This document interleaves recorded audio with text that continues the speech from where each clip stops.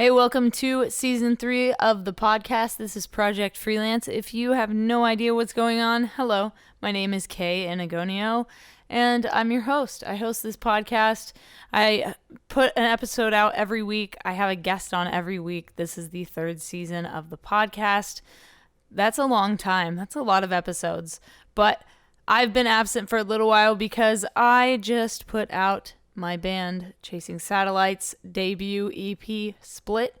It's available everywhere. Bandcamp is the main place you can go if you want a physical copy and some merchandise. Go to chasingsatellitesmusic.bandcamp.com or click the link that's associated with this. There's typically like a link next to everything that you can click on that will take you to other places. I know that was really descriptive and helpful, but you'll figure it out. Basically, there's a link, and that link should take you to where you need to go.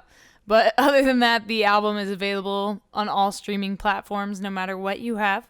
So basically, what you should do is what I've been doing. I open Spotify, and I turn the volume all the way down, and I just play the album on repeat, because the more streams I get, the more people get to hear it, the more playlists it's added to. So if you have playlists that are like public playlists that you share or have, open with people, if you want to add Chasing Satellites to your playlist, that would mean a whole heck of a lot to me. Just an idea. It would help get the music out to the masses, and that is my form of income. That's one of many forms of income, which is something you will learn on this podcast. And there's so much more I want to do. But this episode's really cool because I got to sit down with one of you guys, with a fan. I got to sit down with this guy named Angelo, and he's from Paris. And he actually booked a class with me, which was, super, super shocking that this kid from Paris wanted to talk to me. And, I mean, he's not a kid, but you know what I mean. And it was really, really insightful because not only was I, giving him my tips and tricks and answering the questions he had for me about like how I got started and what it's like to have Warped Tour and what it's like to have that come to an end. And adversely, I got to ask him a bunch of questions. So it wasn't just like a lesson plan kind of thing. It was more of a conversation, which is what I wanted it to be. So Angelo was kind enough to let me record this session and post it here as a podcast episode. So Angelo, thank you so much. If you guys are interested or curious as to how we made this possible, go to kanagoniophotography.com/booking. You can do all kinds of cool stuff over there. There's also some photo prints. There's also a ton of links down below for things. If you are a filmmaker or photographer, there are a bunch of links down there for discounts on, say, Adobe software, or there's a couple of photo contest websites that I post on and I create contests on, and you can win real camera gear and money, and it's amazing and it's super fun.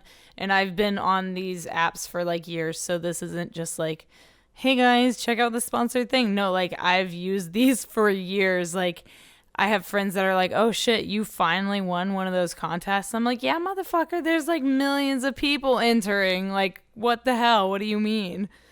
So yeah, there's stuff like that down there. And there are also discounts for all kinds of stuff that will help you as an adult. So if you need to track your mileage automatically, there's an app for that. And if you want to track your budget and your expenses, there's an app for that. There's lots of links down below. Thank you guys so much, and I appreciate you listening. I want to do a commentary, a Chasing Satellites album commentary where I go through each track, but I want to know what questions you guys have. So let me know over on Instagram. Thank you guys so much. You can go to the Chasing Satellites Instagram page or whatever profile, channel, whatever you want to call it. And you guys can leave a comment over there. Let me know what kind of questions you guys have about the album, and I will do my very best to answer them on this podcast. All right, thanks, guys. Let's get down to this episode. Angelo, tell me about yourself, and then I'll tell you about myself and all the ways I can help you, hopefully. Yo, what's up? Just a second. Let me see if something works. Okay.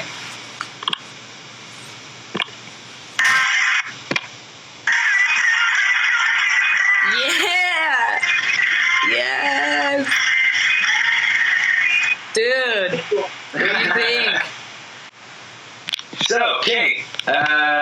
to see you. Great to see you.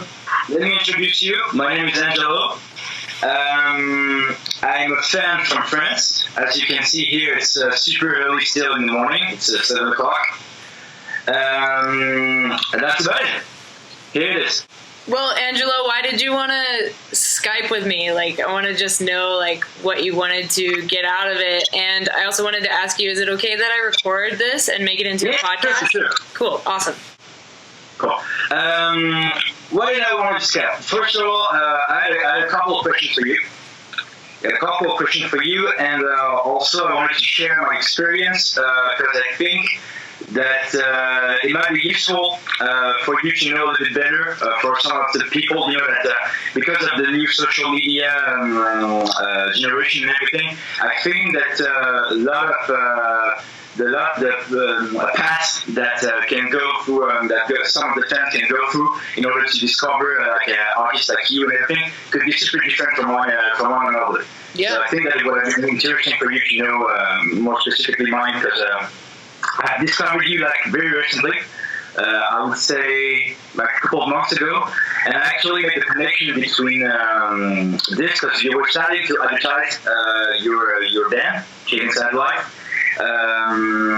with a couple of songs, and I discovered it. I was like, oh, it's funny because I think like this person seems familiar. I've heard about her like before, and it took me like a couple of days to make a connection between you and all the covers I saw of you like many years ago. You did like then like Mike Said Man, you did many covers, And I was like, oh, cool. So apparently this girl is coming to her own, It's super interesting to see like growing, the whole maturation process, going through.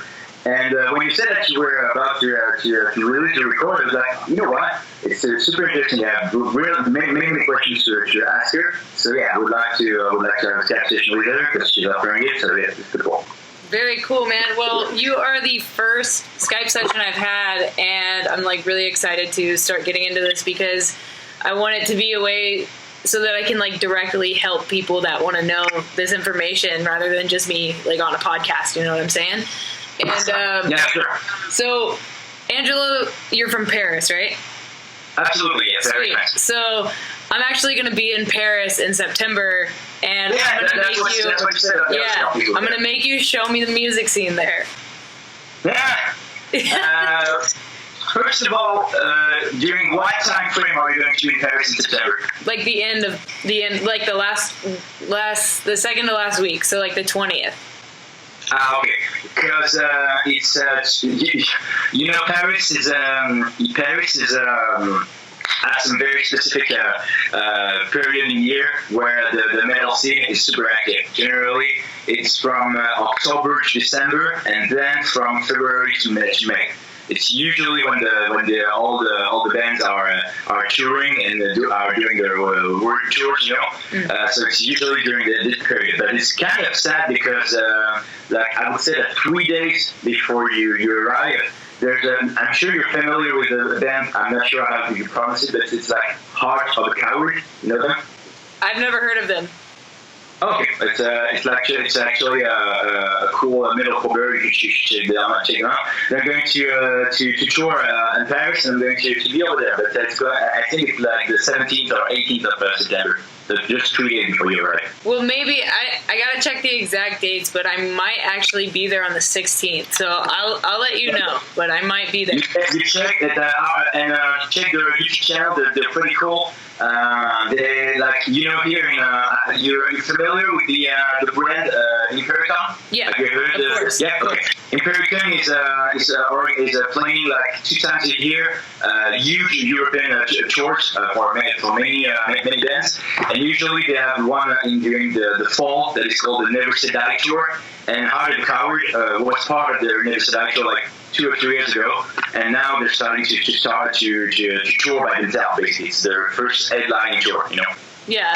Let me ask you a question about like the festivals over there. Do you think, or is there anything that is similar to Warped Tour that's over there? That you know you mean like a tour that is going from places to places? But that's like a festival, you know, that plays like multiple, because like Warped Tour they play like 50 different cities, you know. Yeah.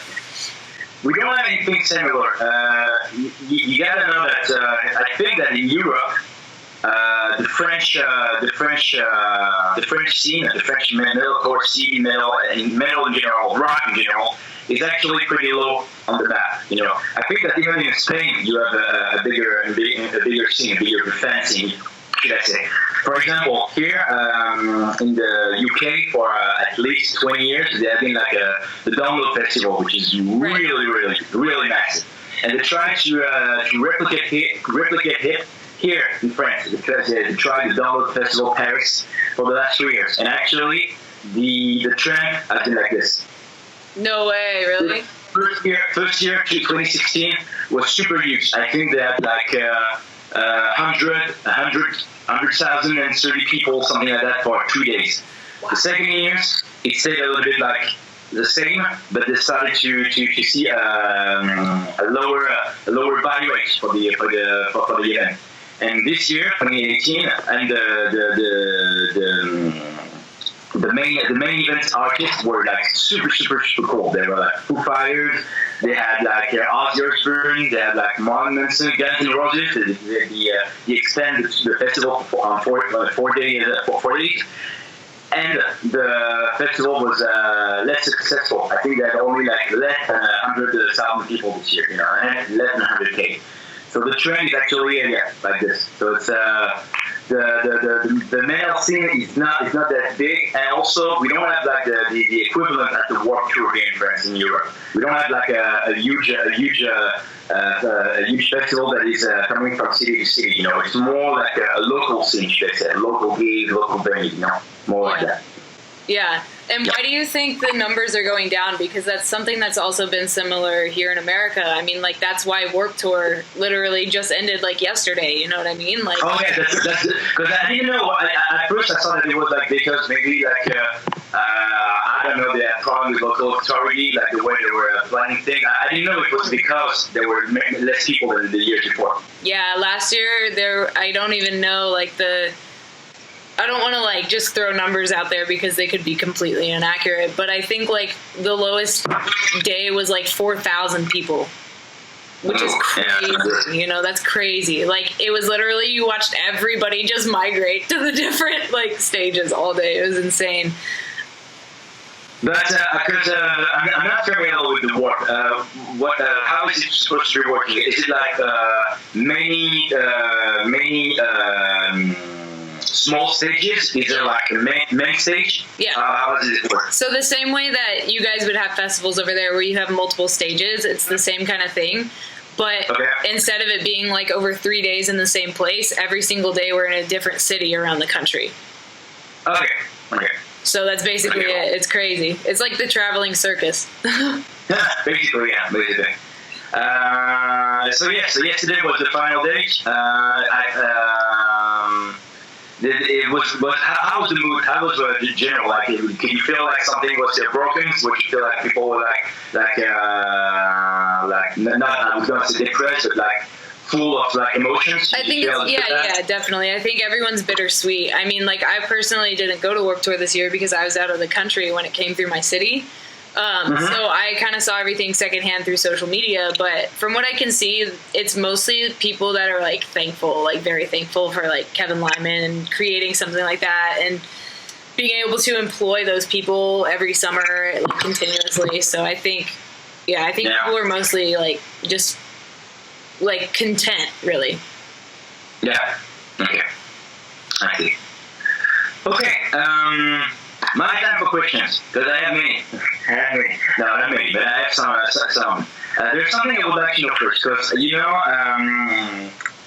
I've been a musician for a couple of years now. Just like as a hobby, I'm learning the guitar, learning a bit of the drums, everything. correct me if I'm wrong. I may be off on this one, but you have recorded everything by yourself on this EP, right? Yeah, correct. Okay. Did you have like any particular formation, like because you made yourself known on social media and on YouTube like since the beginning because of your vocal covers. But what is your approach to continuing music? Like, are you familiar with it? Do you play many instruments? Like I don't know that at all. Oh, okay, so you're asking like my musical background specifically? Yeah, basically. Okay, so I mean I grew up in like school, like singing in choir and stuff, but like that's really it. And like other than that, I started singing, and I actually started screaming as a joke, to be honest with you. My friends and I were like listening to music at school, and this song came on, and there's like a screaming part in it, and they were like, "Okay, scream this part," and I did, and like we were like, "Oh shit!" Like, wow. So I went home that day and recorded the first cover I ever put up, which was by it was Bodies by Drowning Pool. So yeah, it kind of just grew from there, and like I have always wanted to sing, but I've never been like confident as a singer. So I took like a year or two off of like making covers on YouTube to like really focus on it. Okay. And from those early stages, where do we come from this to the couple of times, or maybe I'm not that familiar with this, but from this to the times where you post on YouTube videos of you being able to share the stage with a band for a couple of songs to sing with them. How do we go from those early stages to this? What are the steps? Sure, yeah. I think a lot of my musical career, if you will, has a lot to do with those opportunities of being able to get myself out there, like on stage in front of those people. And most of those opportunities came from actually posting my covers on YouTube and getting people to like share those and the artists seeing them. And so Motionless in White was the first band I ever got to go on stage with, and it was at Warped Tour. So it was like huge for me, you know, and that like kind of like sparked everything. So I have a lot of gratitude towards them for like allowing me that opportunity.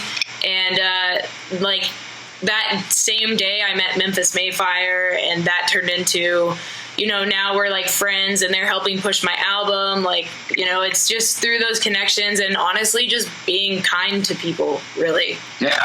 You know? Yeah, for sure.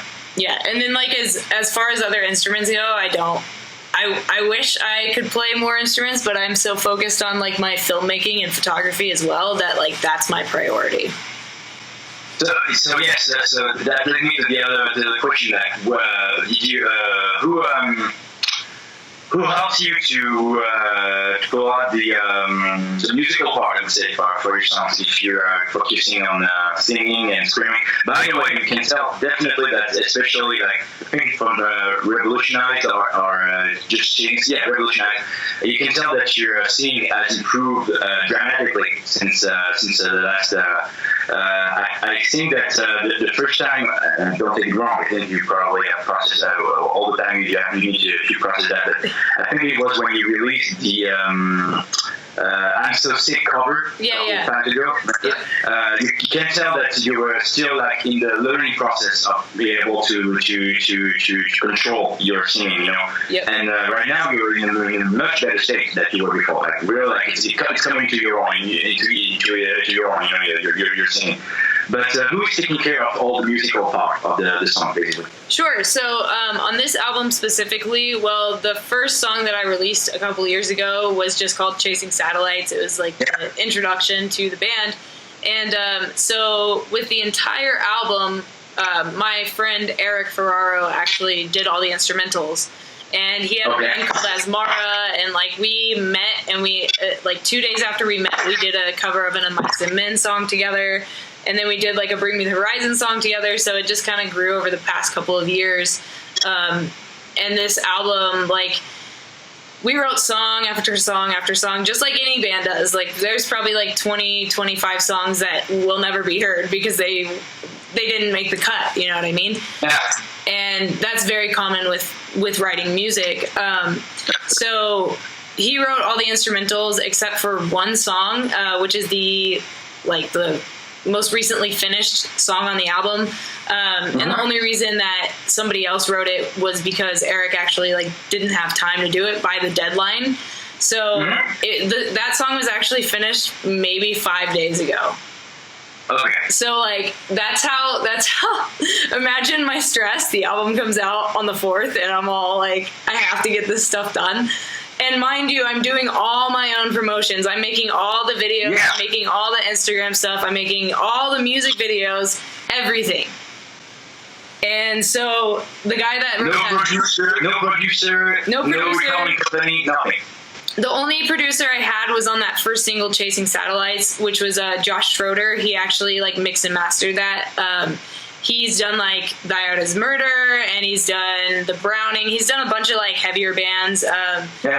And he's worked with The Color Morale a lot. And so that's the only person I've had that's an actual producer. And the reason I went with all these specific people was because I didn't have the money to pay somebody else to do all the graphic work, all the videos. And so I just had to teach myself how to do all this stuff. So I see it. And what's the plan for let's say the next 6 months to the next year? Do you are going to keep posting videos for the songs of your EP? Are you maybe planning on maybe starting to tour? What are the plans for the future? So every song in the album has a music video. And so there's 6 songs on the album. There might only be 5 music videos because the 6th one is a cover. It's a bonus track. So I don't know if I'll make a video for that, but I might. And then the plan currently, I'm going to push this album, obviously, but I, myself, and the guy that wrote that most recent song, Rian Cunningham, we actually have teamed up, and he's now a part of the Chasing Satellites band, movement, family, team, because I want to work with multiple writers and because I want to bring in more talent, And I also want to work with a lot of my connections and friends that I've made over the years. So I have featured vocalists on the album, and I have more songs where I'm approaching other vocalists about potentially doing guest vocals with me, because I want to show my appreciation for all the people that helped me. You know what I mean? Because I do recognize that I would be nowhere if it wasn't for them. I probably would not have continued to make music if it wasn't for them. And so the plan is to push that, and then Rian and I actually have another album already finished with almost all the features done, and it's a Women of the 90s metal cover tribute album. Okay. So that's the plan for Chasing Satellites for the rest of this year. Yeah. You should tell him to be careful, because Fearless Records might steal the idea for his next punk goes pop or whatever. That's what I'm afraid of. But as long as we get a song on it, that's okay by me. So I don't know. You should be you could be a good indicator of that, but. Are those compilations huge in the US? Because we don't actually know exactly what's going on with it here in Europe. I just see that sometimes some songs are in the local Spotify playlist or whatever. But are they huge for the metal community, or at least the metalcore community? So check this out. Okay, the metalcore, the post-hardcore, the scene as we call it here, it would be the equivalent to the parkour scene in Paris. Okay. And parkour was created in Paris. Basically. You know what I mean? So it's it's huge. Compilations, parkour compilation videos. It's essentially the same kind of thing. That's how it started. Back in the day, all the record labels would make a compilation DVD with the band's music videos that were on their label. Yeah. So that was super popular, and that kind of just merged into music as well. You know what I mean? Without just doing music videos. So that got really big into like where we shop at, you know, like those were sold like at Hot Topic and places like that, which I'm sure you guys have in Paris. No, I know when it's a Hot Topic, but we have like equivalents, but yeah, sure. Not there. Okay, So, cool. yeah. I remember I was like, I think it was last year, 2017. I went to a small gig. They were like, it was like August Burns Red, where we were playing back then. They were celebrating the 10 years anniversary of Messenger. You know, Yep. It was like a joke for this occasion. And I remember that at one point the lights turned off because like the power and everything turned off. You know, so for 5 minutes it was just the audience by itself. You know, just singing and everything. And I don't know, like out of the blue, out of nowhere, there's a couple of guys in the audience who started to sing like, "I came in like a wrecking ball," like hoping for the August to play like the cover. Yeah. And I remember that the singer came like, guys, we appreciate the opportunity, but we're not going to do that. Oh, boo! That's funny, you know. They're so That's like a couple that this one, I think they did like many years ago, they did like the Baby One More Time as well. It was like, yeah, you know, it was funny. Yeah, they also did like a Christmas cover or a Christmas album. I think. Yeah, exactly. They're so talented. Like, what the hell? Cool. So you're in Vegas now, right? Yeah. Oh, okay. You're in Vegas right now. What was the occasion for you to be in Vegas? I actually came out here to act in like a promo video, like a tattoo promo video, but it actually like the booking wasn't confirmed, so now I'm just here for a couple days. Okay. Cool. So basically what I'm doing is like I've locked myself in my room and I'm finishing all the promo stuff for the album right now. Okay. That's cool. Yeah. It's cool.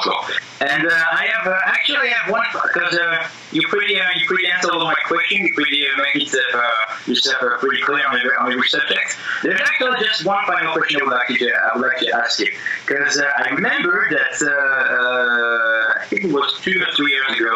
We made a cover with a gentleman of Bones Exposed, where you were taking the screaming part and he was taking part. He was on singing duty, and the video was actually. Is now out of the YouTube. Do you know if there's a particular reason, just copyright issues, something like that? Sure. Yeah, it's either from copyright or I'm trying to think of what Bones Exposed video. Either that or I deleted it. I went on like a manic spree of like deleting all these videos because I was like, I have to like only have like the best of the best of the best on YouTube. You know what I mean? Yeah. And I had gotten some advice from like other, you know, vocalists and stuff about doing that. And so I was like, oh shit, like I need to take down everything that sucks. So that's kind of what happened. It was not reaching your standards anymore. Correct. Basically. Correct. Okay. And there's stuff on there now that like I would totally delete. You know what I mean? But like I'm not going to because I mean, whatever, just show the growth like you said earlier. Absolutely. It's first of all, it's nothing to be ashamed of. It's just your growing process. We're still on the rise, so there's nothing to be ashamed of. And plus, who you were is still a part of who you are. You know, it's just it's the first stages of your evolution. So yeah, you should. Of course, there's some of them that's really got you crazy. You're like, okay, I could take them out. But most of them were super cool. Was representative of what you were at the time, you know? Yeah, definitely. I want to ask you a couple questions now. Please. Like, well, okay, so just because like I don't have the perspective of like how, you know, France or Europe or anything over there works, and if I'm gonna potentially tour with Chasing Satellites, I need to know like what you guys need as far as like how do you get your like show information and like you know what I'm saying, that kind of stuff. Yeah. To be honest with you, first of all, I am okay. So just for you to know, I'm about to turn 32 next week. Okay. I am not into I'm not huge into like social media, sharing info, sharing everything. I'm more of a lone wolf, if I can say, during that, especially during when I go to shows or even when I go to festivals. I have a tendency to meet up people over there more with something more organically, but not too much on sharing infos and talking to people on the computer or on the phone or whatever. But what I do know is that usually, I think it's pretty similar to what you experience here in the US. We are basically all using the app Ben in Town. It's a huge plus for to get information of what's coming on next. And also we are still pretty conventional. There's a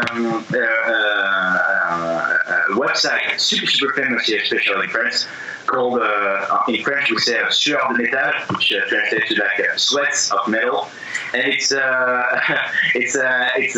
website that is taking into consideration all the events related to metal and rock that's happening in surroundings. Either like in the south of France, in the east of France, in the Paris, or just the downtown.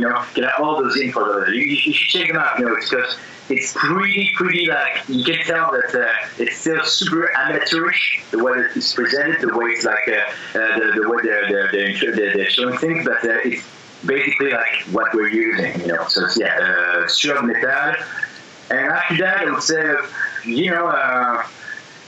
even if it's not a big city, even if it's not a big scene here, we still have, you go to the subway, you just use the sub, you go to the metro station, and you just see just a cover on the wall, like, alternative live represent, I don't know, let's remember a show here,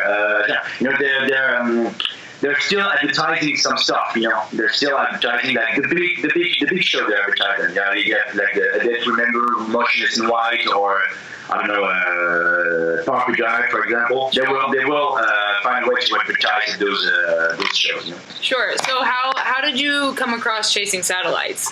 Like, how do you find your music online? Well, I think that because I was following your I don't know, like, is it your YouTube channel? Because I have a blurry memory or something. Your YouTube channel, is it still called K the Female Screamer, or is it something else now? Okay. It's K the Screamer official, but I mean, if you look up K the Female Screamer, it comes up. I was following you back in the day when you were named Kate the Female Screamer, when you channel them back. And I think that because, YouTube is working like this, when it's just with all the cookies and everything, just taking notes of what you usually like, what you are tendency to look at and everything. I think I had a recommendation for your stuff like 2 or 3 months ago when I think it was when you not released, but I think when the lyric video for Chasing Satellite, the song, came out a couple of months ago. I had a recommendation, and that's why I was like, oh, okay, I know this girl. It's like, oh, it's Kate, the female screamer. Okay, cool. And that's how I get reintroduced to you. Awesome. And the funny part about it is actually, I think I might have, when you have the recommendation bar on the side of your YouTube browser, I think I was watching, I don't know why, but like, okay, just for you to know, I'm coming from, talking a bit about myself, but like 6 months ago, I was super down into depression. I was really not good at at that point in my life. I was like having suicidal thoughts and everything. And I started to get back and to recover myself. And one of the way I found for me to recover myself was to basically hit the gym and be disciplined and get back my diet on track, get back my life on track and everything. And I think that the day I had your recommendation for your video, I was watching like a workout video of Tim Limbisis working out the bench or something like that with like As a Dying song playing in the back. And I think at that moment I had like a recommendation like, oh, brand new Chasing Satellites, and that's how I know. So I was basically watching Tim Limbisis like, go like this, and the rest is history. That's awesome, dude. Well, I hope that you enjoy the album when it comes out, and I hope that I get the opportunity to come over to Paris. With I ordered. I think it was from an app called Bebop or something like that. I'm not sure. But I ordered through auction one of your shirts you were selling. There is a shirt that you sell that I ordered. Yeah. And I also ordered the EP, so or the album, if you said so. I'll receive everything like in the next couple of weeks. So as soon as I got everything, I'll send you some pictures of this to show you my position. Absolutely. Well, thank you so much for getting on Skype with me, and I hope it's cool. You enjoyed it. What's the plan for the rest of the evening for you? I'm actually gonna probably go outside, even though it's like 1 billion degrees outside, which is like the same. 2 degrees Celsius or whatever. Yeah. Like things are on fire. But I'm probably gonna go outside and take some photos because I mean, this place is crazy. You know what I mean? Yeah. What happens in Vegas stays in Vegas. Yeah, unless I photograph it. unless you put it on frames, yeah, for sure. Exactly. All right. Anyway, that was very instructive. Thank you very much for taking the proper time to share all those info with me, and it's just like super cool. You're a super cool person. You can tell. You're super chill and everything. And I really appreciate like this little conversation. So thank you very much. Hey, thanks, man. I appreciate it. I'll talk to you soon. Yeah. Bye-bye. Bye-bye. Ciao. Ciao. So the fact that Angelo also answered all of my questions that I just came up with on the spot, because I got curious about, what's the scene like in Paris and how's the vibe over there and what goes on. And like he said, that there's a certain time of the year where metal is like more popular, which is super interesting because here it's like all the time. So it's just kind of interesting to hear about something specific like that. And I'm really excited to go to Paris here shortly and hopefully meet up with Angelo and maybe go to a show. It would be really cool. I also want to go explore the catacombs, but like I saw a YouTube video. These guys went into the catacombs. I feel like it was like Nightscape with somebody else. Like they went into the catacombs with this dude from Instagram, and the guy like robbed them, stole their camera gear, and left them in the middle of the catacombs, like in the middle of the night. And they were just in there for like 3 hours, had no idea what to do, and they were there until a runner like came past. It was crazy. So like the catacombs sound dope, but like also I don't want that to happen because like fuck that. And it's crazy that like the guy knew that he was gonna be filmed. Like, why would you do that? Like, what the fuck? Why? Anyway, Angelo, thank you so much. If you guys enjoyed this episode of Project Freelance, be sure to give it a 5-star rating down below or on the side or up top, or I don't know, wherever you rate the podcast. The more you rate, the more you share, the more you guys leave feedback and comments and stuff, the higher on the charts we will get and the broader our audience will get. And therefore, Elon Musk will be on the podcast in a year's time. I give it a year. So if you guys want to be a part of getting Elon Musk on this podcast, yeah, share it, subscribe, push those notifications. I don't know if there's notifications, but thank you guys for checking out this podcast. This is Project Freelance. I'll talk to you next week. Oh, also, my homie Butch is on next week's podcast. He is otherwise known as the Skeleton of Color. If you don't know what I'm talking about, man, you better come back next week. And if you know who Butch is, leave a comment down below, share this episode, share the podcast, because you're going to want to hear the episode next week and your friends are going to want to hear it as well. So you might as well just share it with them now. All right, guys, talk to you soon.